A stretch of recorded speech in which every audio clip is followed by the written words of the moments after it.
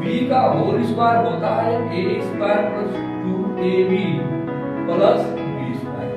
इसी चीज को अगर हम कोई नाम देते हैं तो बच्चे बड़ा इंटरेस्ट लेकर उसको पढ़ते हैं, बड़ा अच्छे से समझते हैं और जल्दी। और उसके बाद आप देखेंगे कि